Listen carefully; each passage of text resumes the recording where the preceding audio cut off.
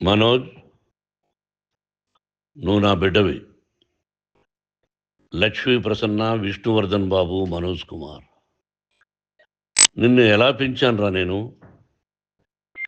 అందరికంటే నిన్నే గారాబంగా పెంచానురా. నీకే ఎక్కువ ఖర్చు పెట్టి చదివించాలని ప్రయత్నం చేశానురా. నువ్వు ఏది అడిగినా నేను నీకు ఇచ్చానురా. కానీ ఈ రోజున నువ్వు చేస్తున్న పని బిడ్డల గుండెల మీద తంతారంటారే, అలా తన్నేవరా. మనసు ఆవేదనతో కింగిపోతుందిరా. నేను మీ అమ్మ ఏడ్చుకుంటున్నావురా. జర్నలిజం ఉన్నది లేనిది, లేనిది ఉన్నట్టు రాస్తున్నారా. నువ్వు నన్ను కొట్టడం ఏంట్రా? నా బిడ్డ నన్ను తాకలా. ఇద్దరం ఘర్షణ పడ్డాం కొన్ని కారణాల వల్ల. ప్రతి ఫ్యామిలీలోనూ ఉంటాయిరా ఇవి. లేనివాడు ఎవరైనా ఉంటే ప్రపంచంలో ఒకరున్నారేమో, 1% ఉంటుందేమో. అటువంటి వాళ్ళ ఇంటికి వెళ్ళి కాళ్ళు గడిగి నిద్ర పూసుకోవచ్చు. భారత భాగవత రామాయణాలు చూసావు కదరా. ఏమిటిది? మీ అమ్మ ఎంత కుమిలిపోతుంది ఈ రోజున హాస్పిటల్ చేరింది. నీ వల్ల హాస్పిటల్ చేరుతాను. చూడు మనోజ్, నీకన్నీ ఇచ్చిన ఈ రోజున నువ్వు నా గుండెల మీద తనడమే కాకుండా అపకీర్తి తీసుకొచ్చావు. ఏదేదో రాశావు, ఏదేదో చెప్తున్నావు. కొంతమంది జర్నలిస్టులు ఉన్నది లేనిది, లేనిది ఉన్నట్టు రాసే వాళ్ళ తత్వం వాళ్ళకి ఎందుకంటే టీఆర్పీ పెరగాలి. ఇది వాళ్ళ నైజం. మనం మార్చలేము. వాళ్ళందరి మీద మన కోర్టుకు వెళ్ళలేము. వాక్ స్వాతంత్రం అంటారు, ప్రజాస్వామ్యం అంటారు. ప్రజాస్వామ్యంలో కూడా కొన్ని హద్దులు ఉన్నాయి. ఇది నీకు తెలుసు అనుకున్నా. ఎంత మంచి నటుడివి నువ్వు. నీ భార్య మాటలు విని తాగుడుకు అలవాటు పడిపోయావు. వింటున్నావా మనోజ్? ఎవరిని నమ్మాలో ఎవరిని నమ్మకూడదో పరిస్థితి తీసుకొచ్చావు. విద్యాలయాలు ఎంత గొప్పవిరా. మనం 25% కులమతాలకు అతీతంగా ఫ్రీ ఎడ్యుకేషన్ ఇస్తున్నాంరా. క్యాస్ట్ అనేది తీసేసాను రా 92లో ప్రాస్పెక్ట్స్లో.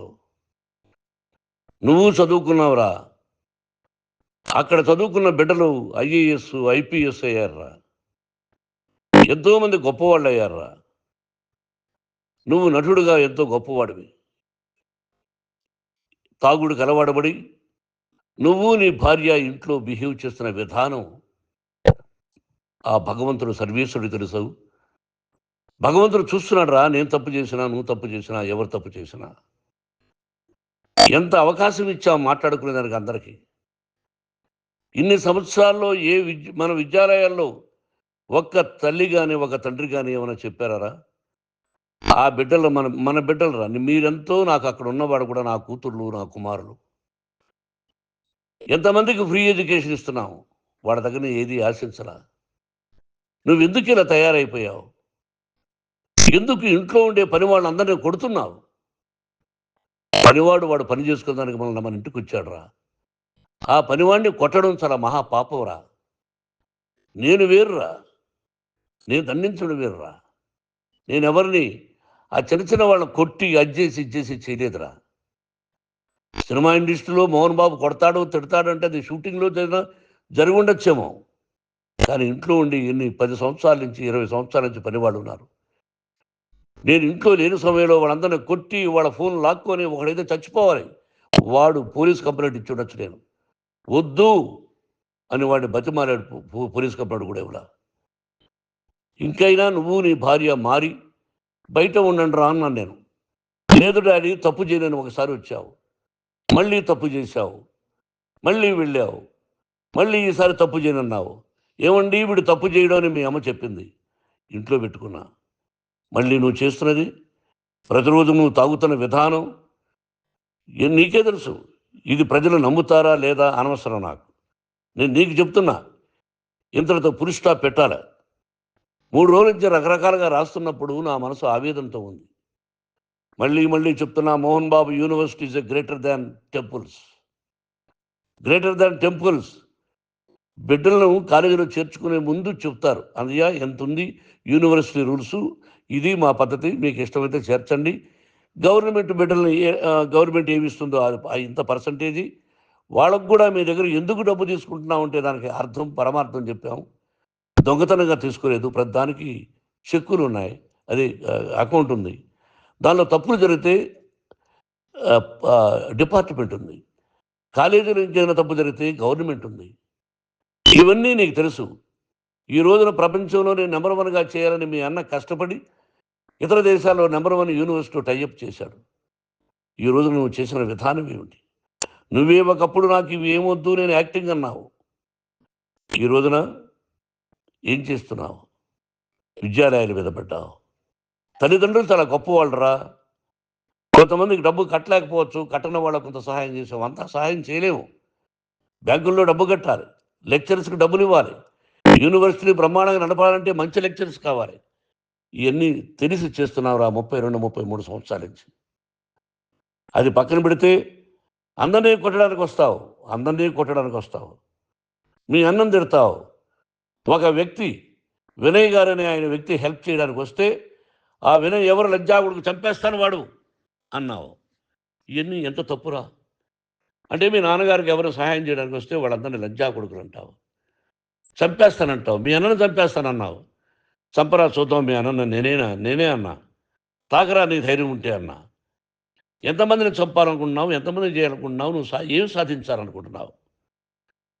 ఆలోచించుకో. ఈ ఇంట్లోకి అడుగు పెట్టడానికి నీకు అధికారం లేదు. ఇది నా కష్టార్జితం. మా నాన్నగారు 10 రూపాయలు 10 పైసలు కూడా ఇవ్వలేదురా. మంచి జన్మనిచ్చాడు మా నాన్నగారు. మద్రాసుకు వెళ్ళి వీధుల్లో అడుగు తిన్నానురా. ఒక పూట కూడా భోజనం లేకుండా అడుగు తిన్నానురా. న్యాయంగా మోహన్ బాబు తిడతాడు కొడతాడంటారు కానీ మోసగడం అనలేదురా. నీట్ పార్లమెంటేరియన్గా బయట వచ్చానురా. నువ్వు నా పరువు ప్రఖ్యాతులు మంట కలిపావు. ఏమిటి నేను చేసిన అన్యాయం? నీకు జన్మనిచ్చాను. అదా నేను చేసిన పాపం. అందుకే ఇది నా ఇల్లు అన్నావు నువ్వు. నీ ఇల్లు కాదు. నీ కష్టార్జితంతో నువ్వు సంపాదించుకున్న ఇల్లు నీది. ఇది నా డబ్బు, నా కష్టార్జితం. నా కష్టార్జితంలో నేను పిలిస్తేనే మీరు ఇంట్లోకి రావాలి. అటువంటిది పోగొట్టుకున్నావు నువ్వు. ఆస్తులు అంటావా? ముగ్గురికి సమానంగా రాయాలా లేదా అది నా ఇష్టం. ఆస్తులు ఇస్తానా, లేకపోతే గంగపాలు చేస్తానా, లేకపోతే ఎవరికైనా దానధర్మాలు చేస్తానా, అది నాకు సంబంధించిందిరా. నా కష్టార్జితం రా. మీరు చేస్తున్న విధానం గుణగణాలు కావాలరా. మందు తాగచ్చురా. ఎంత తాగాలి? నేను కూడా 1 or 2 పెగ్స్ తీసుకుంటా. ఇది తప్పు కాదు, జనానికి తెలియాలి. నా డబ్బు ఇది. తాగి ఎవరిని కొట్లా. తాగి నేను తింటున్నా. అది ప్రజలకు అక్కర్లా. నేను తప్పు చేస్తేనే ప్రజలకు కావాలా. ఇవన్నీ ఉన్నాయిరా. ఇవన్నీ తెలుసుకో. జర్నలిస్ట్ సోదరులారా, మీకు నా గతాన్ని తెలుసు, నా భవిష్యత్తు, నేను ఎక్కడి నుంచి వచ్చాను కూడా మీకు తెలుసు. ఈ రోజున మీరు రాస్తున్న విధానం, నా బిడ్డ నన్ను కొట్టాడన్నారు. ఎంత తప్పు. ఈ రోజున నా బిడ్డ మీద కోపంతో అవును చెప్పచ్చు. కాదు, వాడు నా మీద చెయ్యెత్తలేదు. నేను ఘర్షణ పడ్డాం. ఘర్షణ వేరు, కొట్టుకోవడం వేరు. గాయాలతో హాస్పిటల్కి వచ్చి కుంటుకుంటుగా నడిచాడు. మళ్ళీ ఏమని పోలీస్ స్టేషన్కి వెళ్ళి చెప్పాడు. ఎవరో 2 ఉన్నారు, వాళ్ళిద్దరూ నా మీద దాడి చేశారన్నాడు. నా ఇంట్లో పనిచేస్తున్న వ్యక్తుల గురించి పోలీస్ స్టేషన్కి వెళ్ళి చెప్పవలసిన అవసరం అతనికి లేదు, హక్కు లేదు. పోలీస్ డిపార్ట్మెంట్ కూడా తెలుసుకోవాల్సిన విషయం. నా ఇంట్లో ఉండే వర్కర్స్ మీద నేను కంప్లైంట్ ఇవ్వాలి. నువ్వు పర్మిషన్ లేకుండా నా ఇంట్లోకి నువ్వు చొరబడి ఇల్లు నాదంటూ ఇంట్లో పనిచేస్తున్న వర్కర్స్ మీద కంప్లైంట్ ఇచ్చావు. అది ఎంతవరకు పోలీసు న్యాయమో రూల్సో చూద్దాం. పోలీస్ డిపార్ట్మెంట్ ఇంటికి వచ్చింది. వాళ్ళకి రాశాను ఉత్తరం. అయ్యా, నేను సీనియర్ సిటిజన్ని, నాకు రక్షణ లేకుండా ఉంది. నా బిడ్డ వల్ల నా ఇంట్లో నుంచి నా బిడ్డను పంపించేసి ఇది నా ఇల్లని. వాళ్ళు నాకు సమాధానం ఇవ్వలేదు. ఇవ్వకపోగా ఎవరిని పట్టించుకోలేదు. ఇప్పుడు పోలీసు వాళ్ళు వచ్చి ఏమండి రూల్స్ ప్రకారం నా బిడ్డ ఇంటికి రాకూడదంటే మాకు హయ్యర్ అథారిటీ వాడు ఫోన్ చేశారు. మీరు ఎవరిని స్టాప్ చేయొద్దండి. బయట నుంచి ఎవరైనా వస్తే వాళ్ళని స్టాప్ చేయండి అన్నారు. 2 రోజుల నుంచి 10 మంది 20 మంది వస్తున్నారు. వాళ్ళు అలా చూస్తూ నిలబడ్డారు. వాళ్ళు ఫోటోలు తీసుకున్నారు. వాళ్ళ మీద మళ్ళీ వదిలేస్తున్నారు. ఎవరిని నిందించాలి? But I give respect to the police department. వాళ్ళకి ఎవరు ఏ అధికారి ఫోన్ చేశాడో, ఆ అధికారికి ఏ పొలిటీషియన్ చేశాడో అది వాళ్ళకే వదిలేస్తున్నా. కాబట్టి వాళ్ళు పోలీస్ కంప్లైంట్ ఇచ్చినా కూడా మేము సంబంధం లేదని అంటున్నారు కాబట్టి నేను నా బిడ్డను నిన్ను నాపు చేస్తున్నా. నువ్వు ఇంట్లోకి వచ్చే అధికారం నీకు లేదు. నువ్వు వచ్చి నీ బిడ్డను తీసుకెళ్ళు. సంతోషం. నువ్వు రాలేదు, నీ బిడ్డను జాగ్రత్తగానే చూసుకుంటావు. Take care your daughter, that's all. మీ అమ్మ హాస్పిటల్లో అడ్మిట్ అయింది. రేపో ఎల్లుండో మీ అమ్మను పిలిపించి బాగైన తర్వాత ఇదిగో నువ్వు నీ కొడుకు బిడ్డను తీసుకెళ్ళి వాడికి అప్పచెప్పని చెప్తాను పోలీసు వాళ్ళ ఆధ్వర్యంలో. ఇది 100% జర్నలిస్టు సోదరులారా, ఫుల్ స్టాప్ పెట్టండి. మీకు కుటుంబాలు ఉన్నాయి, మీ యజమానులకు కుటుంబాలు ఉన్నాయి. మీ కుటుంబాల విషయాలు, మీ యజమానుల కుటుంబాల విషయాలు మేము ఎవరు జోక్యం కలుగ చేసుకోవాలా. మేము నటీనటులం. మాది తప్పుంటే నటుడుగా నన్ను ఫెయిల్యూర్ అని రాయండి, నా నటన బాగలేకపోతే రాయండి. బట్ ఇంటి లోపల సందులో నుంచి చూస్తూ తప్పు చేస్తున్నామని ఉన్నది లేనిది ఉన్నట్టు రాయకండి. మీకు నా హృదయపూర్వక నమస్కారాలు. ఇన్ని రోజులు హృదయపూర్వకంగా ఎంకరేజ్మెంట్ చేశారు. ఆ ఎంకరేజ్మెంట్కు నమస్కారం చేసుకుంటూ I love you all. I love you police department. మీరు న్యాయంగా ధర్మంగా నడుచుకోండి, ఎవరికి తొత్తుల్లాగా ఉండొద్దండి అని మనవి చేసుకుంటూ నేను సెలవు తీసుకుంటాను. Thank you very much for all the journalist. ఇక్కడ ఫుల్ స్టాప్ పెట్టండి, ఫుల్ స్టాప్ పెట్టండి. Thank you very much.